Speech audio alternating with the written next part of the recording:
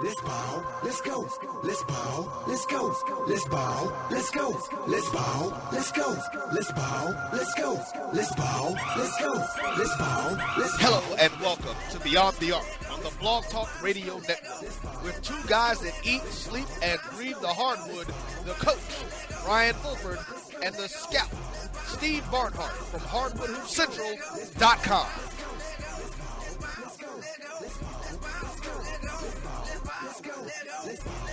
Brian, Steve, the court is yours.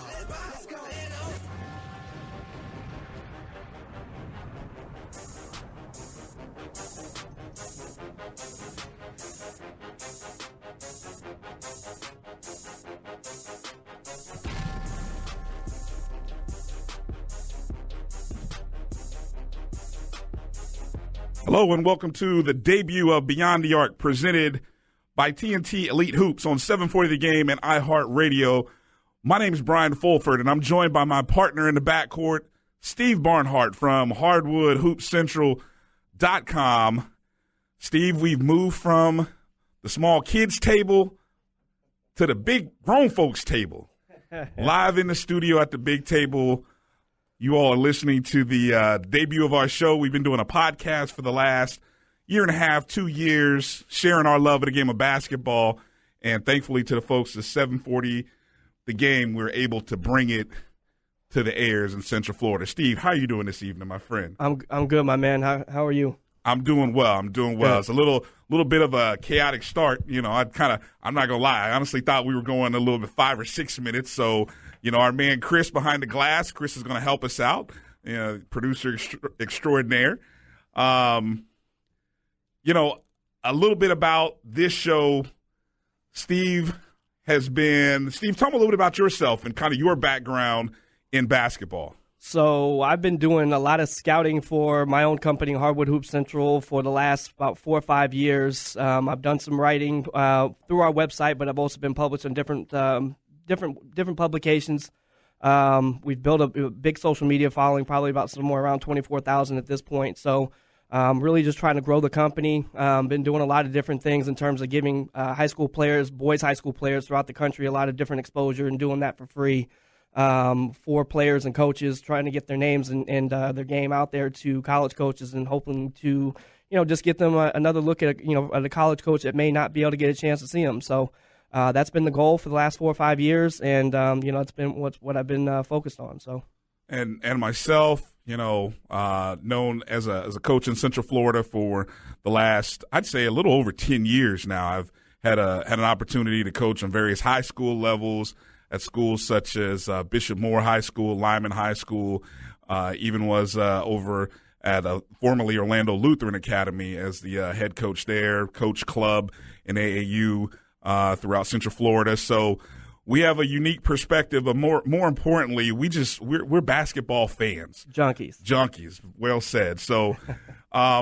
look, let's get right into it, Steve, because time is short. We're used to kind of just rambling when we get in our podcast mode. Right. So we're going to try to not be podcast mode.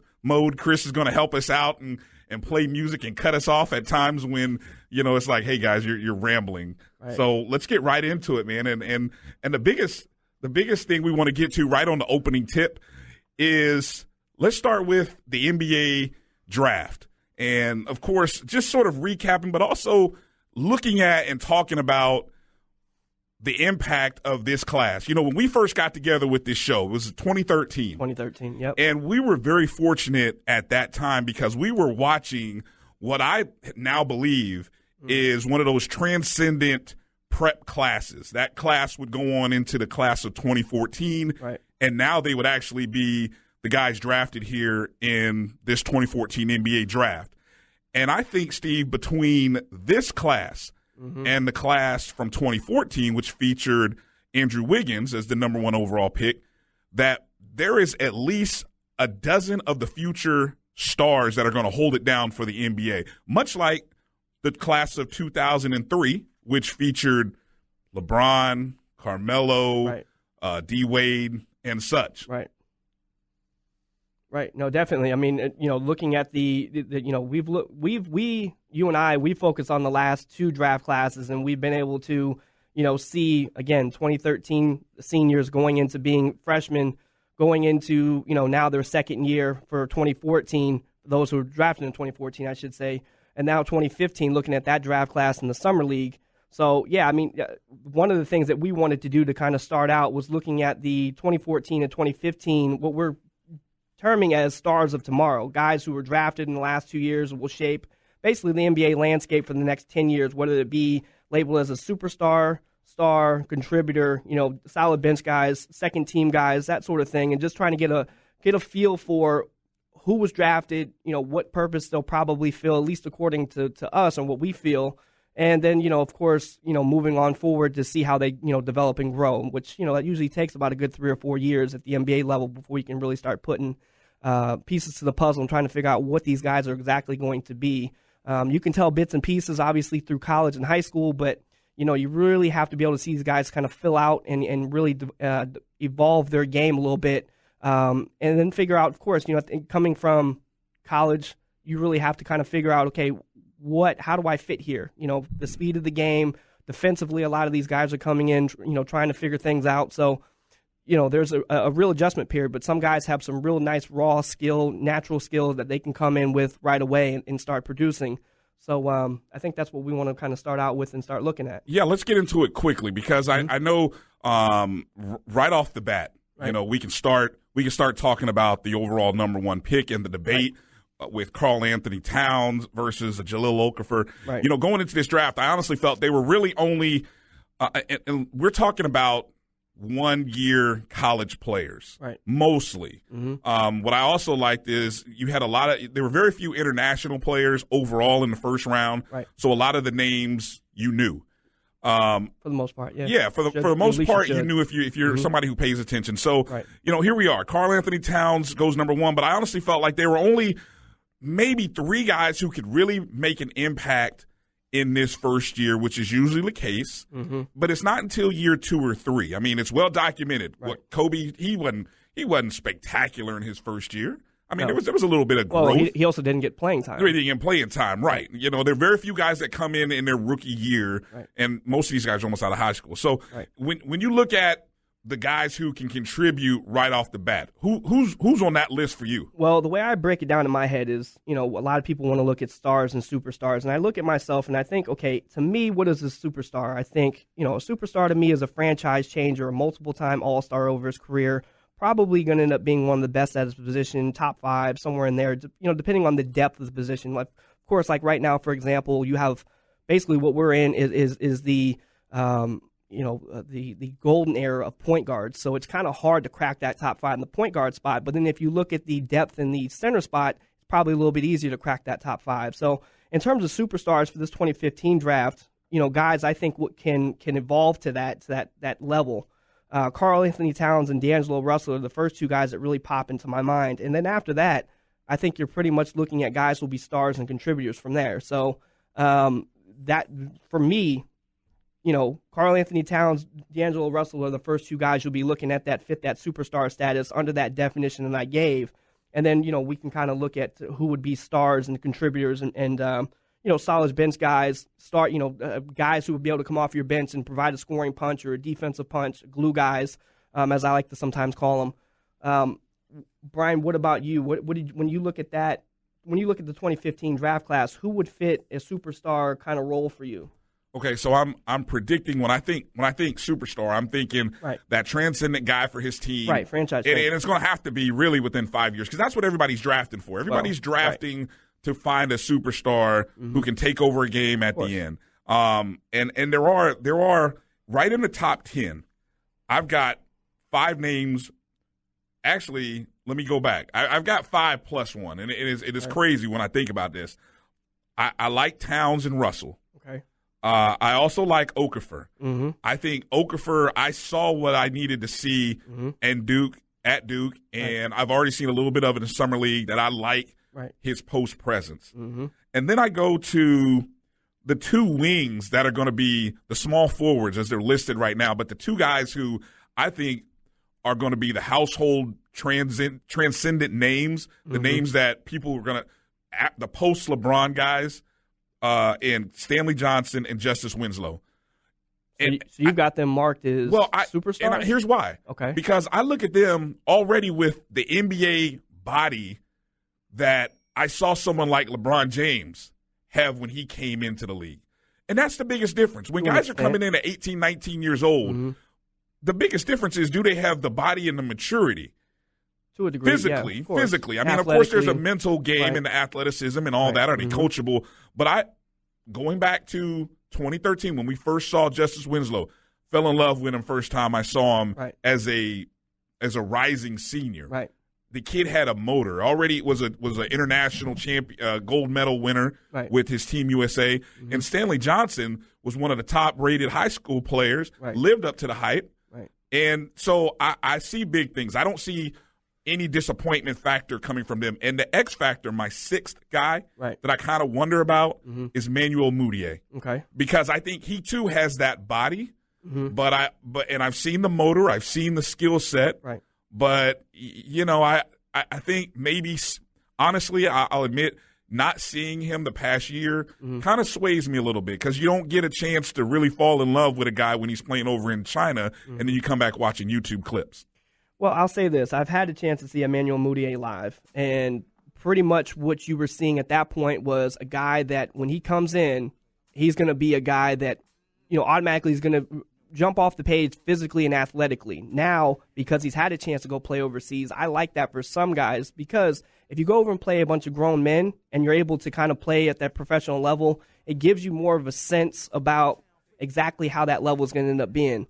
So for me, a guy like that can come in, and if you're looking at how he's playing in the summer league, he's averaging probably around 13, 14 points a game and around 7 assists, can see the floor, is a really good playmaker. I don't know if I'd put him in the superstar status, but he's definitely a good, solid number 2 guy for a playoff team, so I probably would put him more in the star status. All right.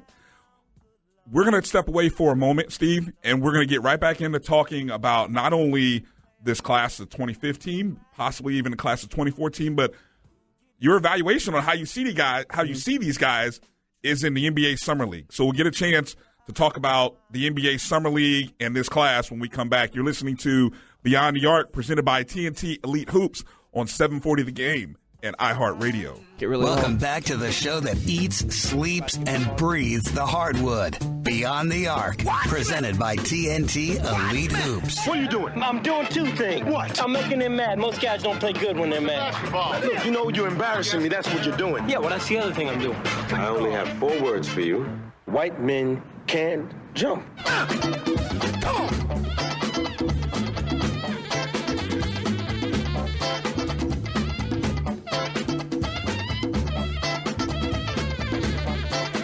Welcome back to Beyond the Arc, presented by TNT Elite Hoops on 740 The Game and iHeartRadio. Brian Fulford, joined by my partner in the backcourt, Steve Barnhart of HardwoodHoopsCentral.com. You look like you had a point you wanted to make there. I'm looking at you. You're the intro guy. So whenever there's a time for an intro, I just look at the guy with the golden voice and I just step aside. Nobody wants to hear me. Thank you, brother. You're the one with all the info, though. Well, you're the one with all the info and the cool. I have to be, but you have to be the voice and the reason. See, there's a reason why we play off each other. You're yin, I'm yang. I like to talk. You kind of like to listen. It works. It's a good marriage. That's your marriage. Some people might not agree with that, but okay, we'll roll with that. All right, so we talked a little bit about the draft from 20. I'm surprised you only had, how many guys did you really see being transcendent superstars again? Transcendent listen, transcendent. Listen to that word, transcendent. 2 guys. Okay. And I'm not saying that's just for right now. Now that doesn't mean a Jahlil Okafor couldn't be that guy. But let's be honest, he got drafted by Philly. I mean, he's probably not going to become transcendent in Philly. Now, is he going to be a good player? Sure. But transcendent in Philly? Skill set can't overcome maybe organization and coaching disadvantages? Yeah, but I mean, is he that good to be able to overcome that right now? I wouldn't say so. Maybe you'll see it in years 3, 4, 5, in that you said 5 years. So I wouldn't say years 1 or 2 in Philly. I would say you'll probably start to see things in 3, 4, and 5 where it makes you think like he can be a viable number 2 option for a playoff team. And let's say he does become the guy you think he can become, then sure, he can step into that status. But you really have to be mindful. I think the word superstar gets thrown around so much that it makes me sick. And so I just think to myself, okay, why just give it to a guy, especially when they're just a year removed from from college? I mean, think about it. 2 years ago, some of these guys were high school players. We had this conversation earlier. This is all prospecting. It so is. I'm playing the prospecting game. But I'm besides prospecting, I'm also looking at the franchise. Good point. Okay. Good point. So, and I'm looking at the coaching. So I'm taking in the big picture because I'm thinking to myself, can he under this team? And I'll bring up some things later. But there are teams that are going to look to rebuild, and the rookies won't necessarily be a big part of that plan.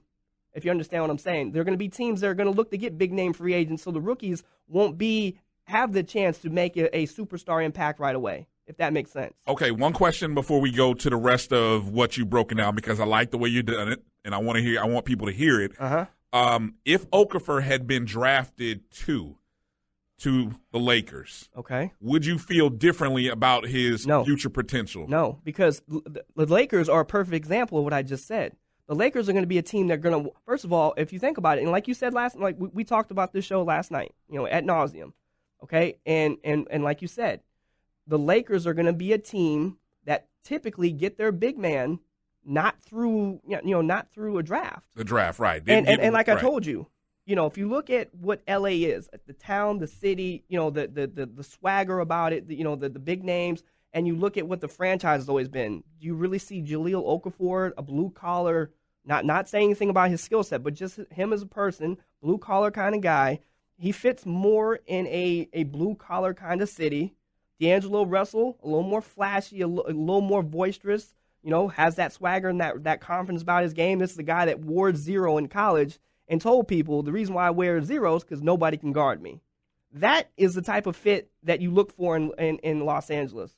Coming in behind Kobe Bryant, who's on his way out, then you've got Jordan Clarkson, so you got you a nice 2-guard backcourt for the future, and both of them can play either guard spot.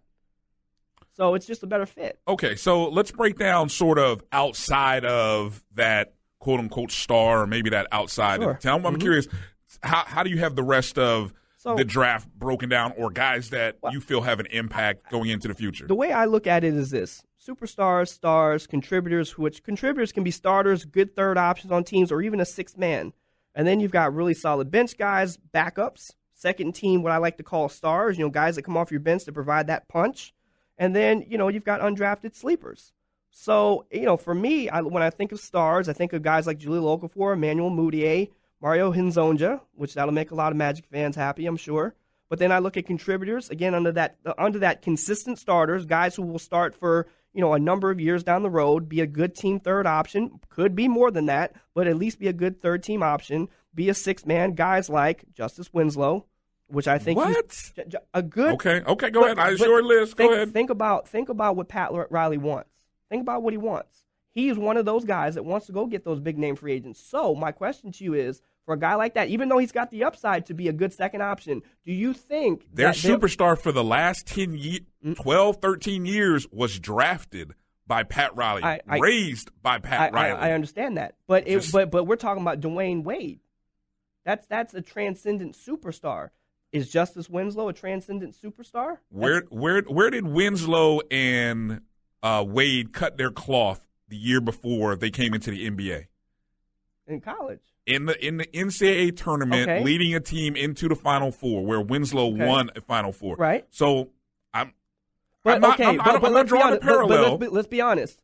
That Duke team compared to that Marquette team is quite different talent-wise. Would you not agree? I'm trying to think back to that Marquette team. Is that the team with Travis Diener? Yeah, that was no. Now, for those Marquette fans out there that remember that team, I am not by any means, trying to downplay the ability of that team. But in comparation to the my guy coached that team though, so I'm okay. Hey, well, you can be impartial. You can be impartial. No. I'm just I tell it like it is. You can play your party favors all you want to.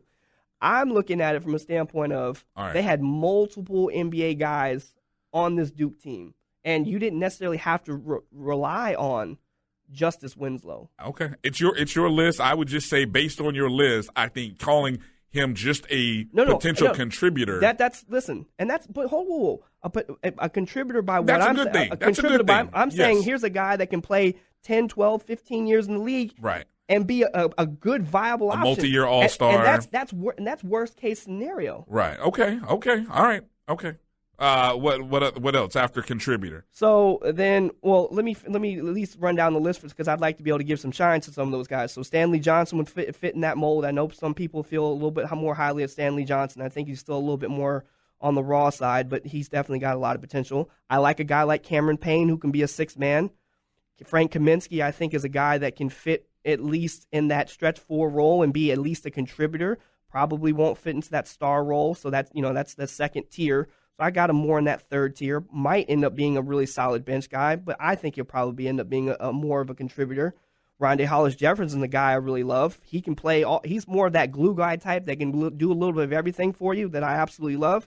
And then I can kind of reach down a little bit in the first round. And I got a guy like Rashad Vaughn, who a lot of people don't know because of the fact he played at UNLV, and UNLV is not really necessarily, at least on the East Coast, a program that a lot of people get to tap into. Rashad Vaughn is a pure scorer, so he could be a sixth man for you, and he's going to be on the bench for Milwaukee, who's building a great roster. So eventually he could fill a sixth man type of role, seventh. A guy can really come in and really give you some good scoring punch and shoot the three. All right. No, I look, Vaughn is having a good summer league right now. Yeah. All right. What I find interesting about this class is I think when I think back to 2013 when we first saw these guys, and when you looked at that whether it be the ESPN 100 or the Rivals 150, it was the big men.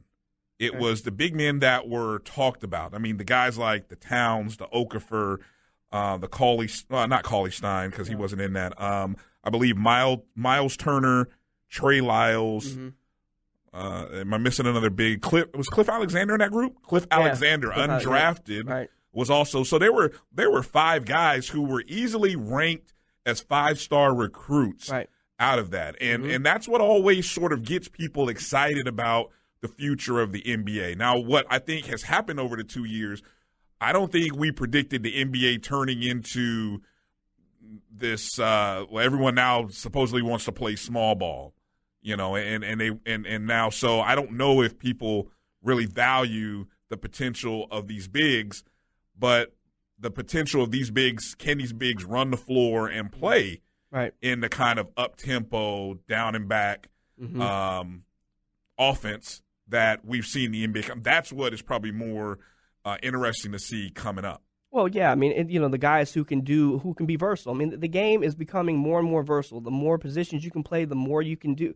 For a big man, for example, you're looking for a guy who can step out and shoot the three in some cases. You're looking at a guy who can play in the middle of the floor, either in pick and pop, pick and roll. So it's not just back to the basket, although you want your guy to have great footwork, but it's more than just having great post footwork. It's the ability to move. It's the ability to come, again, play pick and pop and do a lot of different things that weren't always asked by, even if you look 20 years ago, wasn't actually required. Whereas nowadays, because it is a perimeter game and because it is guard dominated, if the guard's the guy that's going to be creating the offense and doing a lot of the things for you, then you've got to kind of be able to play with that guard and do a lot of different things to help that guard be able to excel when they break down their guy or when they get into the paint, that sort of thing. So I think there's a lot more that's required, and it's already a position when you come into the NBA that it's a tough position to adjust to, especially when you think of the physicality and how big and long these guys are. The length, even if you look at Jahlil Okafor, how big and long he is. Right. He still, if you look at him in summer league games, he still has times where the length appears to bother him a little bit, and you have to adjust to that. Right. No, I mean, so between the 2014-2015 class, I was just looking here at the 2014 class, guys like Wiggins and Parker. Right. There's a lot of excitement thinking about the potential of those guys combined with this class, which makes the future look so interesting, in which which is why I personally love watching this NBA Summer League season right now. Right. Because really, this is, how do I describe it? This feels really like grad school. NBA grad school is what you're watching. Right. It's I almost wish the season could go on longer. Right. And, I applaud the NBA because they've done a great job in July which is usually a slow sports month. We've already seen that Depends on how closely you follow basketball. For someone like myself, it's a very, very, very busy month. Well, for the media, for the general, let's say the general sports media, basketball is not a page one sport. But for those like yourself and myself who follow it, this is a big time because not only do you have the big high school recruiting period going on in July, but the summer league, you just finished up with the draft, and then you go right into the summer league, which if you have exciting classes like 14 and 15, you almost feel like you're watching grad school. I'm watching grad school. When I'm watching these games, I'm watching college all-star teams, what it feels like. And the play is sometimes a little ragged, but more than sometimes. But it is, given the fact that these guys haven't been together for long. Right. They usually get about maybe 3-4 days of practicing, trying to learn basic sets. Right. But what it gives you a chance to see is when a guy has the ball in his hands, what can he do with the ball? Does he have an understanding of the game? What's his feel? What are his instincts? Exactly, those instincts. So let's just kind of go back through the summer league a little bit. Obviously, right now they're in Vegas. Right. They started here in Orlando, which is where we're broadcasting from. Right. And the Orlando Summer League got off, and then they even went to Utah for a little bit. I love the fact that Vegas opens up the audience so that everyone can see. Now, obviously there's reasons why Orlando is more closed and it's only on TV. I do wish they would open it up because I think it'd be a great sell, being the first summer league that's coming out of the draft. You get a chance if you could get more teams to come instead of there being so many. But anyway, coming out of Orlando Summer League, when you talk about impactful players, and we're not going to talk about teams because really, what are we talking? We're talking about you're talking about basically a few guys on every team that's competing for a couple spots, and then the rest of the guys are hoping they impress another GM on another team, hoping they can get a spot. Right. So if you're trying to make the NBA, some of the more impactful names that were in this Orlando Summer League, you had Justice Winslow playing with Miami. Miles Turner from my Indiana Pacers. That makes you happy? It does, because I keep telling people he was at one time rated as one of the top players in his high school class. In today's day, that's so far away. I'm just saying, and one, just because he went 1 year in Texas, people have a negative perception. But anyway, he can run a straight line too, just to put that out there. I would hope so. You've got Russ Smith. We fell in love in college with Russ Dickulus. Yeah. And he had a great summer league in which I think he actually had the second most assists in summer league. Stanley Johnson, who the couple of games I watched. Right. He's been a man-child his whole life. Beast mode. Right. And Aaron Gordon, who, if you could give a summer league MVP from the first minute of the first game, and I watched it, Aaron Gordon took off like a jet off the runway, and he averaged about 22 points, 12 boards. Right. The part that made me happy, or at least should make Magic fans happy, it looks like his three-point shooting is coming along. He shot 50%. Total for the Orlando Summer League, so that's a good sign. His shooting in general, there was the mid-range jump. He just looked like he transformed. But he was one of those guys when the Magic drafted him, and there's probably a podcast back on our Blog Talk Radio webpage that I'm sure we debated the Magic's draft of Aaron Gordon. I actually kind of liked it at the time because he was one of those guys that when I watched. In the tournaments and in the McDonald's All-American game, he was one of those hustle guys. Now, what does that mean going forward? It's an energy guy. It's a guy who can do a little bit of everything. He doesn't have one set of skills yet. I'm still developing it. And you saw in the past year, what did he do? He came into the first year, well, we didn't really know what we had. Had some injury issues. Yep. Mm-hmm. And then he worked on it. Right. And one thing I'll say about Aaron Gordon, because again, that's another kid that I've watched since high school, and the one thing that I've always picked up on with him is that whatever level he's played at, he's always found a way to produce and excel.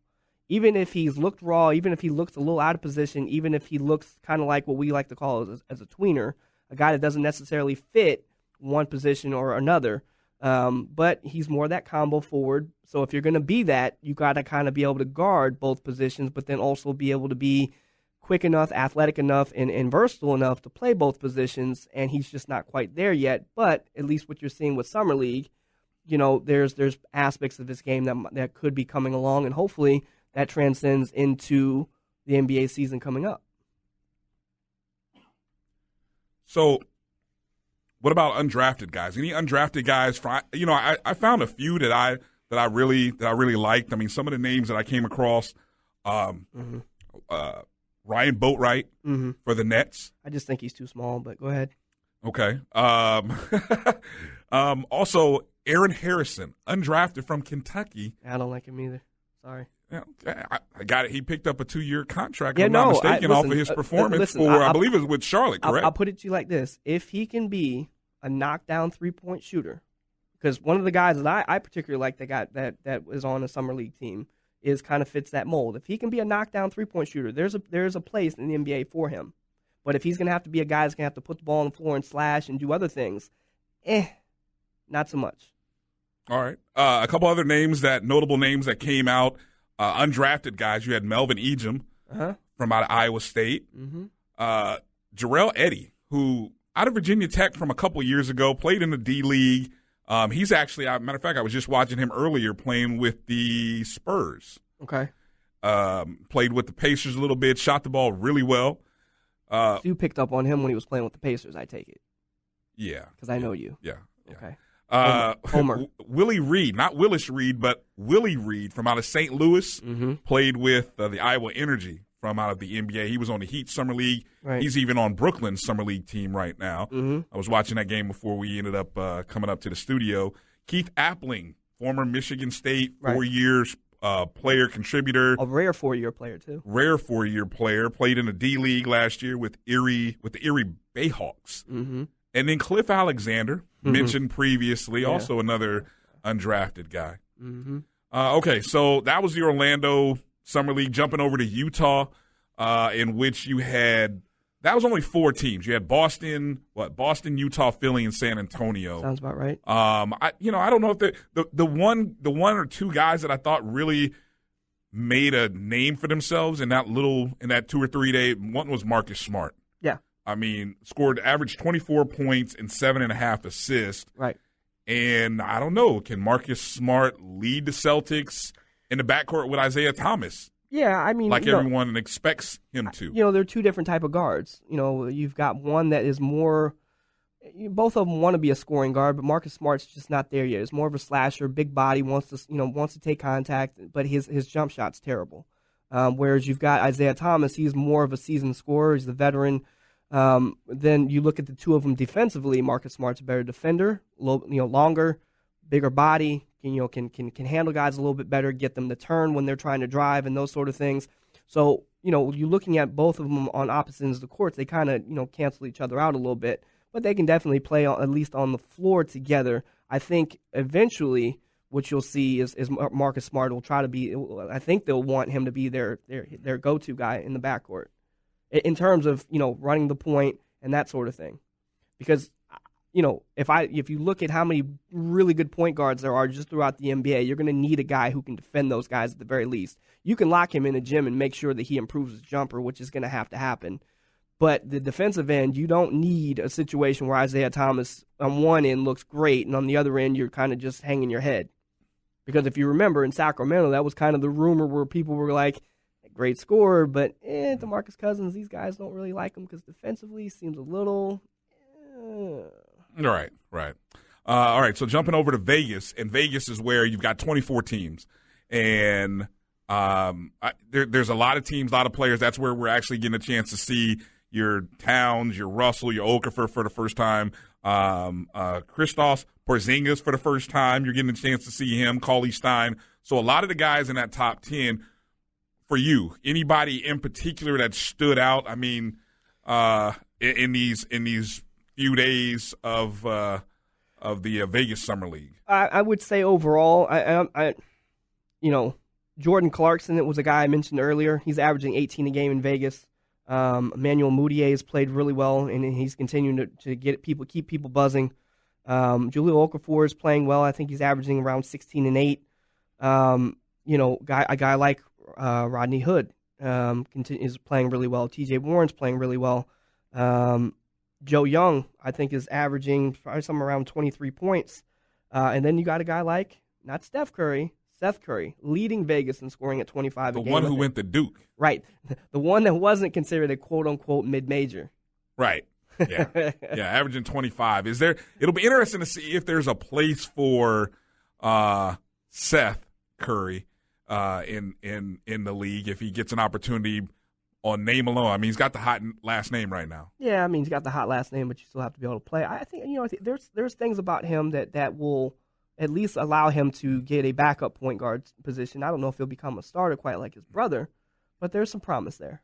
I've really also enjoyed watching a guy like Kyle Anderson for San Antonio, who yes. He's playing well, but I mean, in reality, you don't really see a role for Kyle Anderson this year unless an injury or who knows, the way Pop may run his rotations and the fact that we know he likes to give guys time, Kyle Anderson might give some time. He likes to give guys time if they've earned it. Right. So, I mean, he's a versatile guy. A lot of the comparisons he got coming out of UCLA was like a Boris Diaw type. And he can rebound, score for you, and pass from the high post and do a lot of good things that, translates well in the San Antonio system. All right. When Steve and I come back, we're going to talk about the free agent stories, just some of the bigger stories, maybe even have a few news nuggets before we finish up with this debut show. And we'll have a little bit more after that. So you're listening to Beyond the Arc, presented by TNT Elite Hoops on 740 The Game and iHeartRadio. Welcome back to the show featuring two hoops junkies who need to work on their free throws. Beyond the Arc, presented by TNT Elite Hoops. Visit TNTEliteHoops.com to make your hoops game better today. Buddy, get the ball to Jimmy, top of the key. Let's spread the floor. Let's go.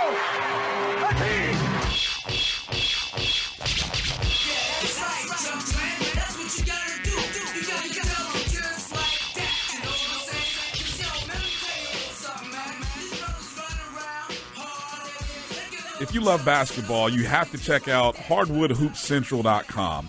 Hardwood Hoops Central has been providing college exposure for boys high school basketball players all over the country, and they want to connect with you. Plus, check out their awesome basketball apparel in their online store so you can show everyone that you eat, sleep, and breathe the hardwood. If you're a player, coach, or just a fan of the game, be sure to visit HardwoodHoopsCentral.com now. Be sure to follow Hardwood Hoops Central on Twitter and Instagram at HWHoopsCentral. That's right. There you go. Did I get that? Did I read that? That sound good? Yeah, I told you. I lit anything voice needed. I let it go on that side of the room. Right. Anything basketball related. No, I'm just kidding. All right. In our final segment, in the final quarter, the final minutes of our show here, let's get into the biggest, what's turned out to be the biggest free agent story in the early parts of July, actually these past couple of weeks. And it's the saga of DeAndre Jordan. So without really resetting the whole thing, because I think you've heard the whole thing. Right.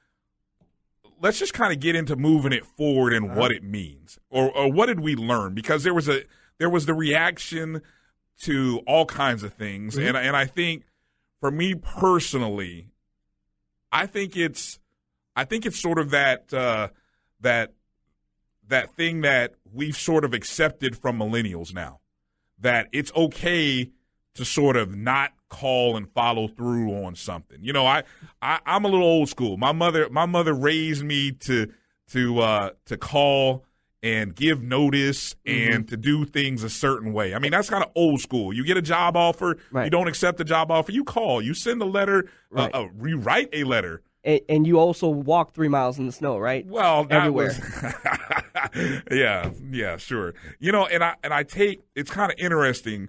Just recently, some quotes came out from Doc Rivers, who said that, in his opinion, he thought it was silly that.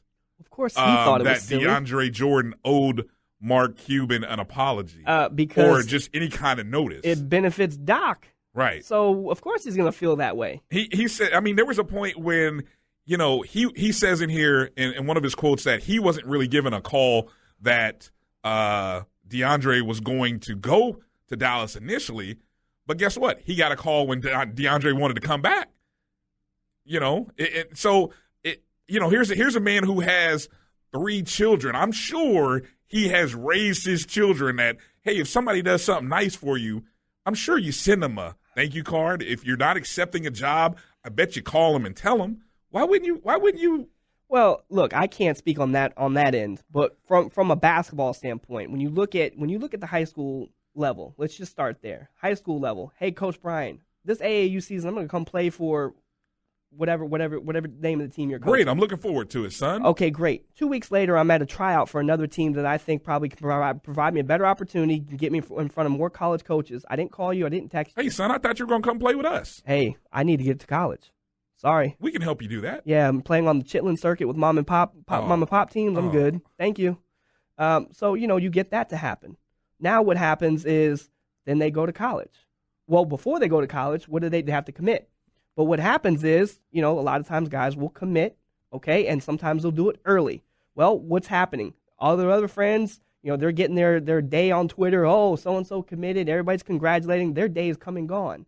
And they're still going on, you know, recruiting visits and these. So when you're done, when you've said, I'm going to this school, I'm done, your recruiting visits, all the hoopla, all the articles, all that stuff stops. All that feel good, hey, we want you, coaches texting you and all this, all that stops. It comes to a standstill. Done. So after that, it becomes, oh, well, that felt really good. You know what? To be honest with you, I'm not too sure about this. Maybe I committed too early. Then you get the decommitments. Or they go to the college level and they see maybe I don't fit. Maybe I don't, you know, maybe the coaching staff, and there's different things that play in stats. So you've got the transfers, and that's become a big topic with transfers. Oh yeah. And then you get to the NBA. Now this is the first time we've seen something like this that we know about to this level. Right. But my point is, everybody is so upset that it's happening. When if I'm a Dallas Mavericks fan, I look at it and say, okay, was he going to be a transcendent player worth $88 million?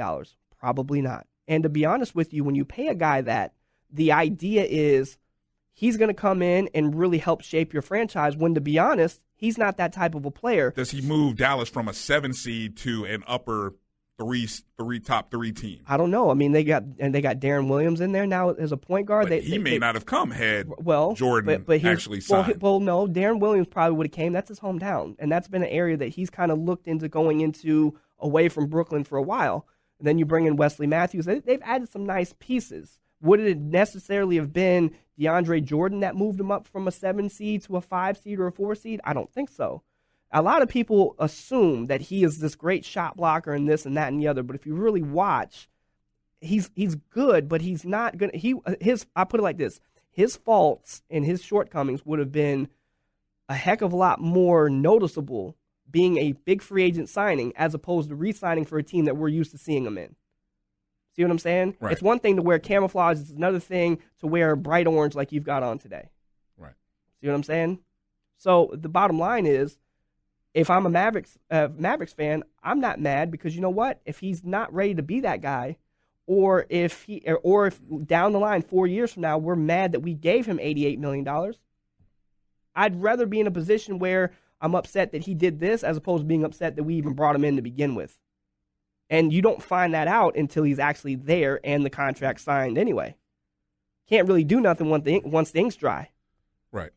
All right. Plenty more for us to talk about regarding the free agents and off season, want to encourage you to check out our podcast that we host over on Blog Talk Radio / Beyond the Arc. And not only do we've got a full archive of shows, but I'm sure we'll spend some more time in between our live shows that we do here on 740, adding more content. So yes, definitely. We definitely want you to follow us or send us your suggestions, your thoughts, your comments on Twitter at BTA Hoops, or on Facebook, facebook.com/Beyond the Arc Podcast is where you can reach us. Let us know your thoughts, comments, suggestions, and then hopefully you become a big advocate, a big fan of our podcast as well. Definitely. And, also tweet us directly. I mean, I'm always on Twitter at HW Hoop Central. Brian's on Twitter. He talks everything from sometimes I don't even know what, but I'm all over the place. Yeah, at DRB365. So, if you have any suggestions, you like the show, you didn't like the show, what you liked, something we can talk about on another show we'll be back on next Thursday. So if there's any ideas or suggestions, we definitely open that up to the general listening public, and we want your suggestions and feedback. So definitely reach out to us. All right, the shot clock is winding down, Steve. We got to run through some news nuggets and see how quickly we can get through some of these. First one I'm going to throw out there real quick. The Pacers and Paul George. I got to start hometown. Larry Bird comes out, and there's a lot of talk about the Pacers moving Paul George to the 4, and everyone's up in an uproar about Paul George can't play the 4. Yeah, he can. Guess what? Paul George is the same height and weight as Larry Bird back in the day, 6'9", 220. You know what Larry Bird said? He said that weight differential is overrated. You go through all the different teams, it's not as bad as you think it is. Right. LeBron does it all the time. Right. Ooh, shots fired, Paul George. And then not even that. I mean, you look at what Golden State Warriors did. They had a 4 playing at the 5. They had a 3 playing at the 4. I mean, it's on and on and on. They're playing small ball is a real thing, and it's being played in the NBA right now. The NBA recently had their Board of Governors meeting. There is strong consideration of changing the playoff seeding to just the top 8 and no longer giving consideration to the whole you win your division, you get a host a home series. What would that have meant last year? Instead of having the Clippers and Spurs being upset, you would have ended up with Memphis and San Antonio playing in the first round, which I think would have also probably been a 7-round series. And then guess what? Memphis would have been upset probably. But at least what they say, it would have been all based on seeding. Yeah. Whatever that means. Mm-hmm. One more thing, or maybe two more things if I can get it in.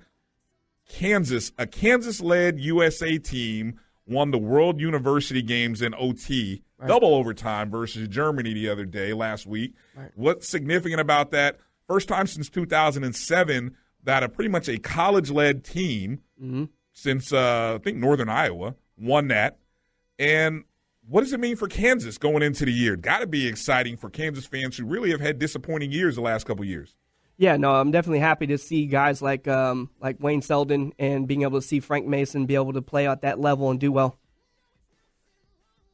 All right. So I don't think I'll get the last nugget in, but